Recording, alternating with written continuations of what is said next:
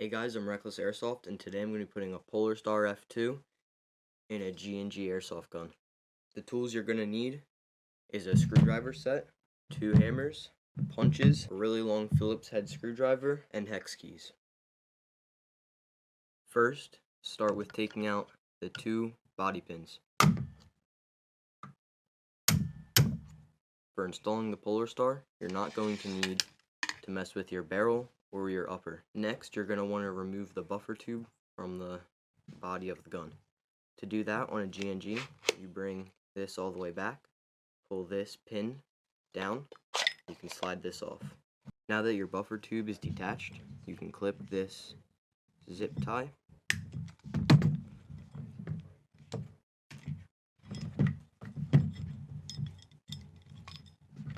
And these connections, pull them out.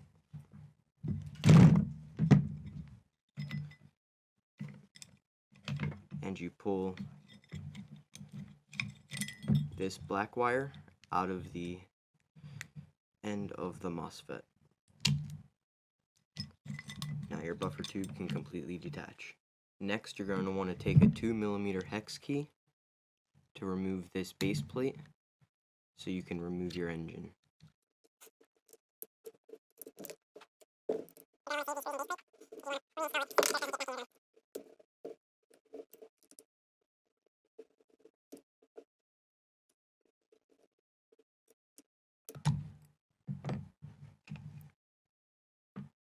Now that the base plate is removed, you can pull off these 2 wires and remove the engine. Next, you're going to want to take your long Phillips head screwdriver and remove 2 screws that are holding the grip to the body of the gun.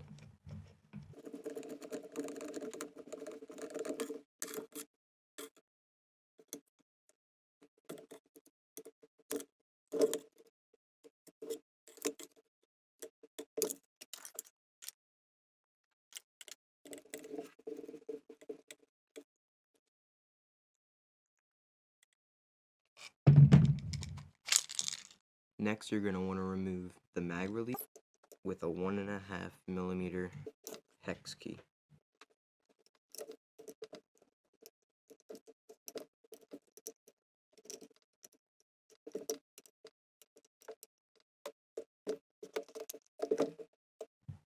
Next, you're going to want to punch out this pin.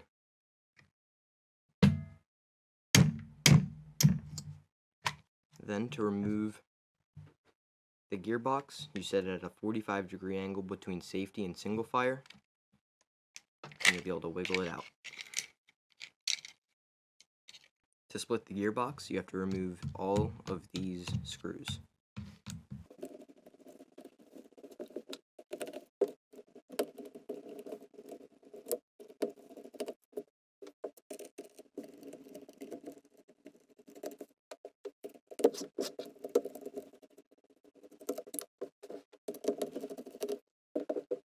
Some screws are longer than others, so make sure you take note of where the long screw goes and where the short screws go.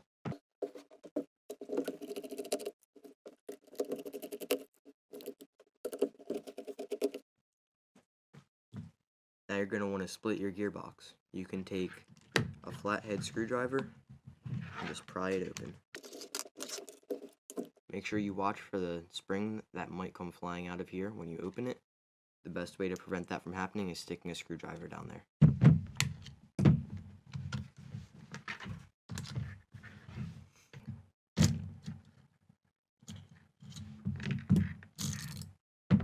Now that your gearbox is split, you can gut everything out from here. I would save all of the components, but it's really up to you.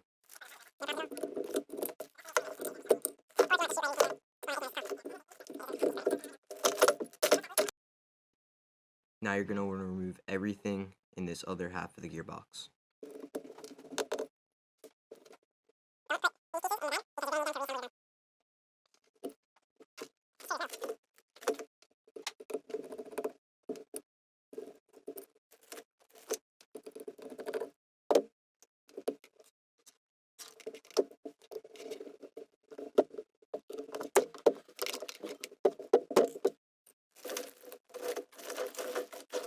Now that you have your gearbox scudded, you're going to want to clean everything out so that you don't get your Polarstar dirty. I can't stress this enough. Make sure you file this down a little bit this way, or else your trigger board will break. This needs to be filed down so that this doesn't clip this part of the trigger board and pop it off. It will break if you don't file it down. Now you're going to want to take your trigger board that came in the smaller packaging, not this one, and put it right here.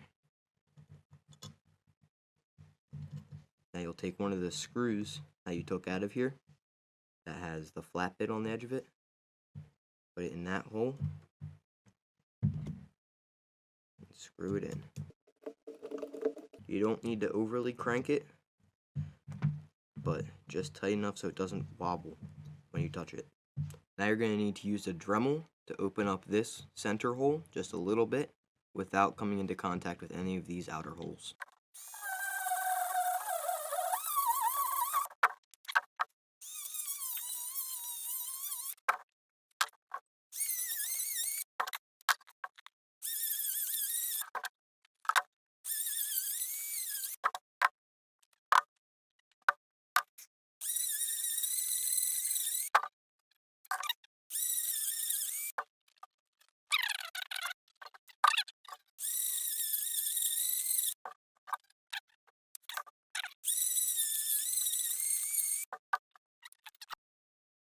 Now that you've got the center hole dremeled out a bit, make sure that your grip line can fit through. If it can fit through, then you're good. Now you're going to want to screw your grip line onto your Polarstar.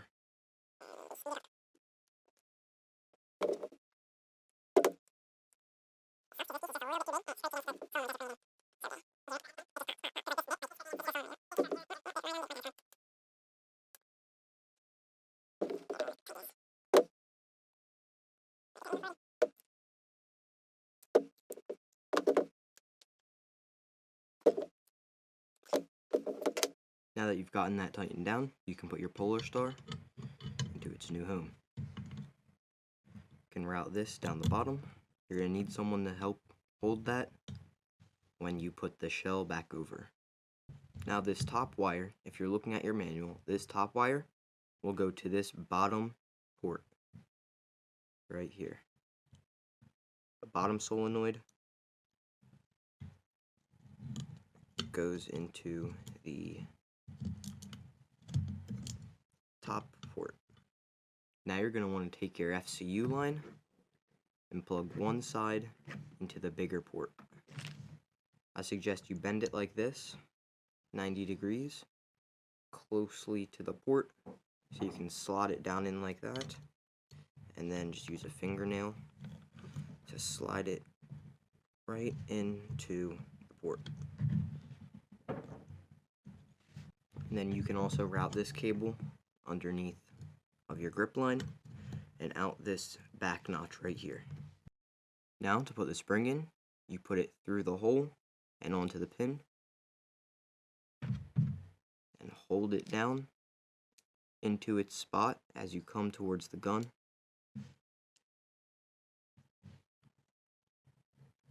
Put the pin like so into its hole. There you go. Make sure the pin is all the way down. Make sure that this piece of the spring is on the inside of the gearbox. This part is on the outside. This is on the inside. And when you pull the trigger, it contacts the switch right here without touching anything surrounding it. Now you're going to need to disassemble this piece so you can thread your buffer tube screw into the back of this. We already broke this loose because it's pretty tight, but usually this is screwed all the way down there, but you can use a vise to grip onto it and then just unscrew it. Remove these two pieces, and then this is all you're going to need to keep. Now you're going to want someone to hold this like my friend Jack is doing, so you can put the lid back on without this going out of order. And then once this is on, hold it like a sandwich, but tight, and flip it over so you can start to reinstall your screws. Make sure you remember where the long ones go and where the short ones go.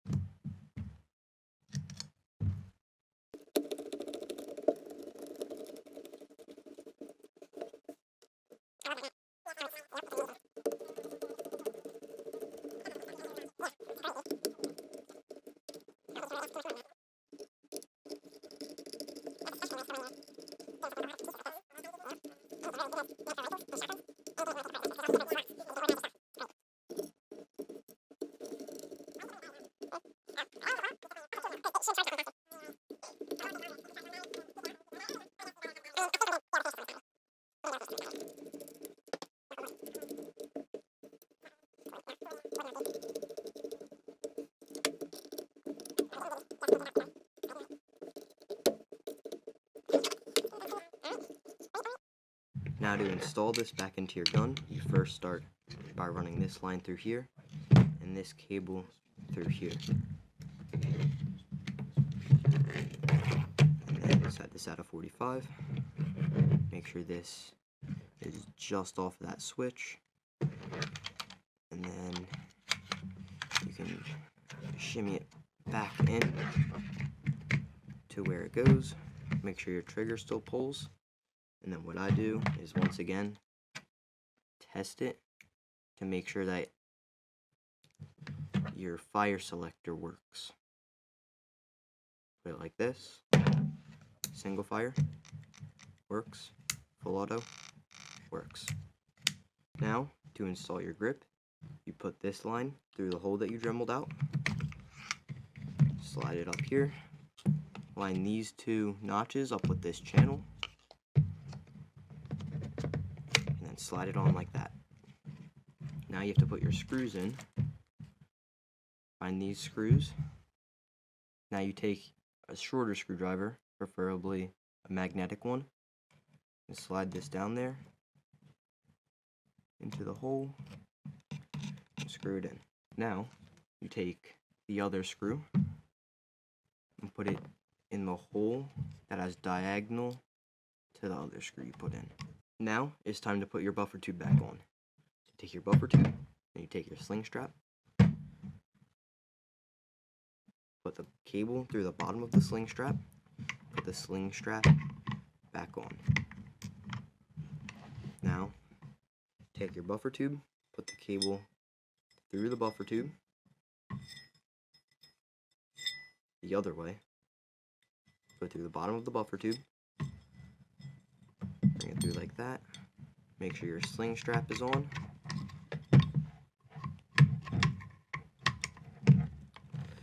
And then put your buffer tube into place. Now, you're going to take your really long screwdriver and your really long buffer tube screw. I found the easiest way to do this is to slide the screw down with tension from smashing it against the side of the buffer tube, but it's going to be really hard to show it on camera because you need to really be looking down it, and I can't do that if the camera's right above. Now that you have your buffer tube on, you can put your stock back on.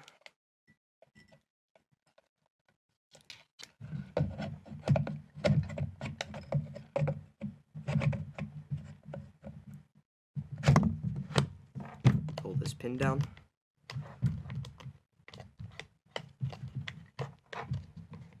Slide it on. Okay, now you can put on your mag release. To do this, put this piece through here, fold it there, put the spring on, and find your little tiny mag release piece, put it on the center of there, and then find your 2mm hex key and pin it down like so that the tiny screw doesn't have any resistance going in. Okay, now it's time to put your upper back on.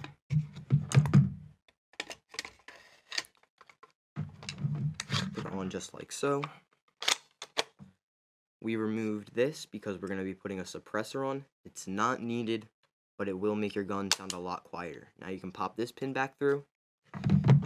You can grab this pin and pop it back through this side. Use a rubber little hammer just to make sure that that went all the way through. This is a little O-ring. It isn't really needed. If it's through, you're good. This won't come off. Don't forget to put this little pin back through. Put it like so, and then just tap it through. There you go. Now your gun is fully assembled. If you'd like to, you can change these two screws to make your trigger more responsive. It's not needed, but it is recommended. Now you can install your FCU and your battery. Plug your FCU into this blue cable.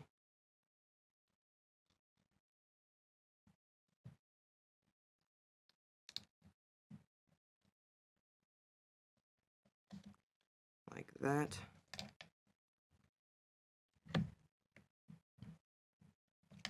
Do not leave your battery plugged in all the time. It'll always be draining the battery if it's plugged in. I recommend just unplugging it every time you're done playing so it doesn't slowly drain. Now that it's time to test fire, it's not recommended to run your Polarstar over 140. It can blow the solenoids out, and that is not good. So now it's time to test fire. Plug your gun in, put it into fire, and shoot. And of course, you can make this trigger a lot more sensitive so that you can spam it a lot quicker and it'll just feel a lot better overall. But yeah. Okay, so here's the finished product. Thank you guys so much for watching. If you enjoyed this video, please like and subscribe and maybe share this video to your friends. See you in the next video.